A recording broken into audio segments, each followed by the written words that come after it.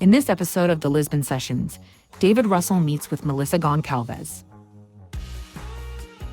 Hello everybody, welcome to another episode of the Lisbon Sessions with myself, David Russell from the New Frontiers Fund.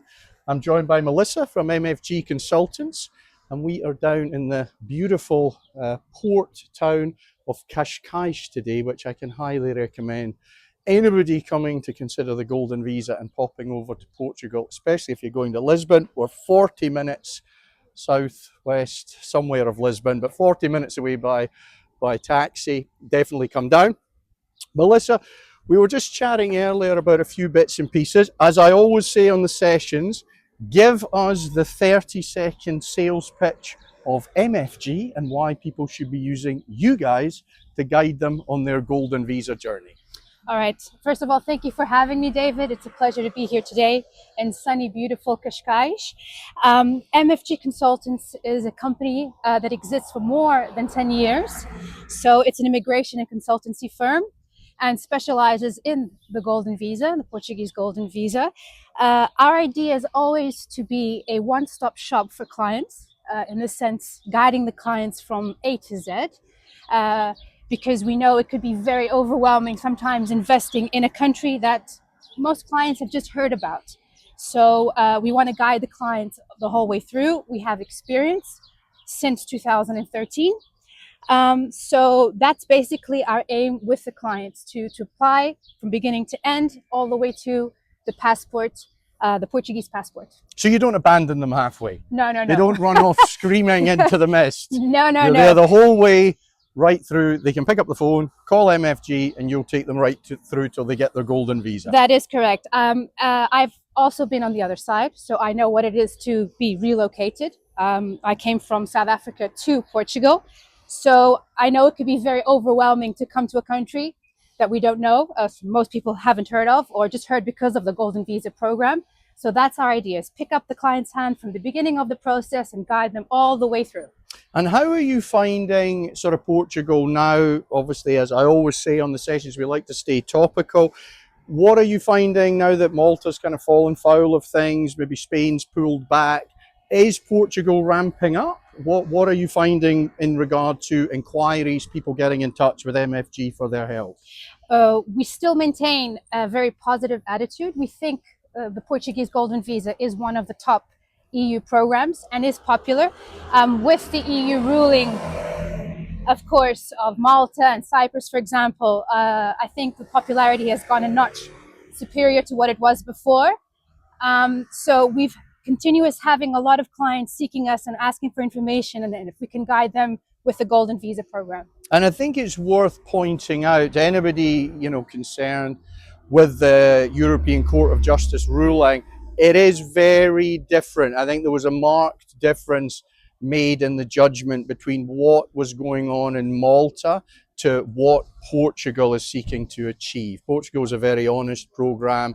There's a connection there between the applicant and the country, and the investment process is markedly different. So to anybody sort of fretting, as I would always say though, if you want to get a Golden Visa, you're looking at residency by investment, strike while the iron is hot. Don't dilly-dally, because none of us can actually so sort of rest on our laurels that these programs will be around in their current form forever. But at the same time, the Maltese judgment basically is very different to what Portugal is doing. So we're hopeful Portugal will be around for a long time to come in its current form. I don't know why the gimbal is suddenly obsessed about me, Melissa. There we go. You're taller. Melissa and I have a slight differential in our height, everybody. So the gimbal doesn't really know who to follow at the moment. I'm doing my best to keep us both in the shot. So, Melissa, that's interesting. And then obviously Spain's pulled back. In terms of the demographics, sort of looking at Portugal, who are you really finding at the moment? We have, I would say, there's 5 main nationalities. In this case, the US, UK. Dubai, Turkey, and South Africa. But the top 2 is mainly US and UK, due to the idea of mobility, arranging a plan B, And obviously the political status, I would point out the US and UK as our top two. Okay, that's interesting. But also South Africa, Turkey, that's interesting as well into the mix. I mean, I think everybody's talking about the US obviously at the moment. Mr. Trump and his daily announcements that see a lot of people sort of panicked and picking up the phone for a plan B. Once, obviously, the residency by investment program has the investment angle. 500,000 has to be invested into qualifying funds, of which New Frontiers is one. People, I won't dwell on that. One of the leading private equity funds to qualify people, returning 10% last year. That's the sales pitch as we now navigate. We're now coming into the tourist area of Cascais, so we may get jostled slightly, or we might get a few characters waving in the background potentially. All adds to the fun of the fair. Melissa, what are you trying to find just in terms of people going on that investment journey? Picking their portfolio, selecting the funds, deciding how they're going to invest for the next 5 years. Any trends that you see? Is everybody different? What are you finding? I believe every client is unique, and it really depends on the client's objective. We have what we consider a diversified portfolio. Obviously, the funds are all Golden Visa qualifiable, so we do our due diligence on that to secure that is Golden Visa eligible.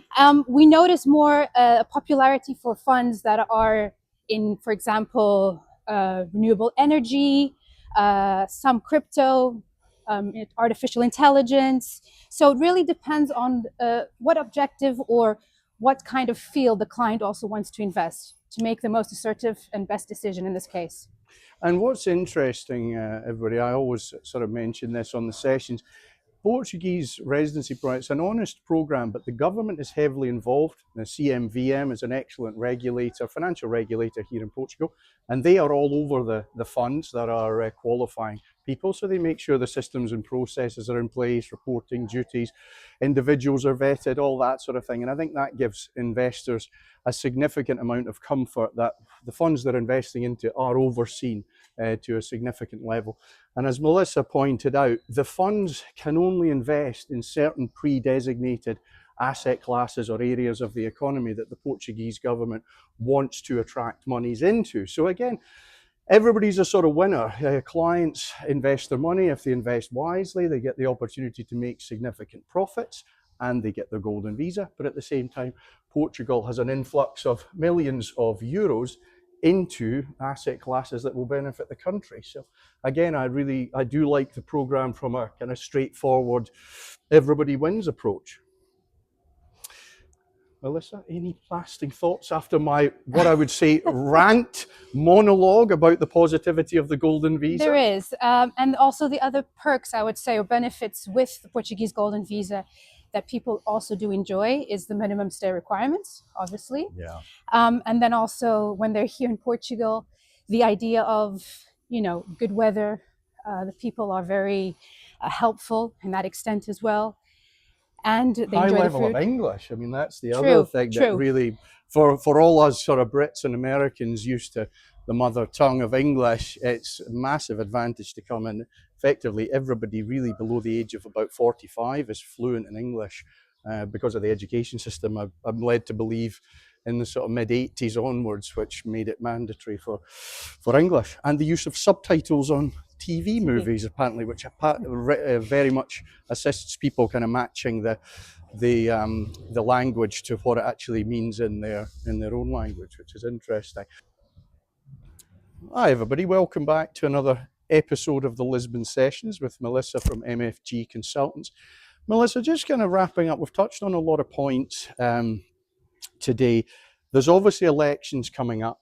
Anytime there's elections coming up, people, scattered around the world internationally, sort of following things online, they get nervous, they get anxious about things changing markedly.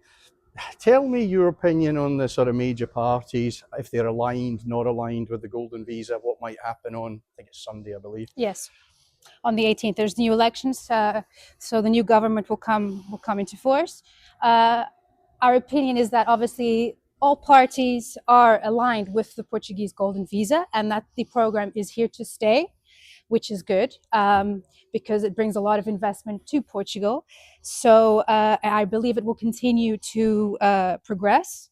On the other hand, what we also noticed is obviously with the whole situation, for example, of the backlog that exists with IMA, things are a bit complicated at the moment. We know that they are trying to unblock the backlog with the Portuguese Golden Visa, not only, and probably by next year, this situation, well, January 2026, things will start running a bit more smoother than the current status, but it's positive for us.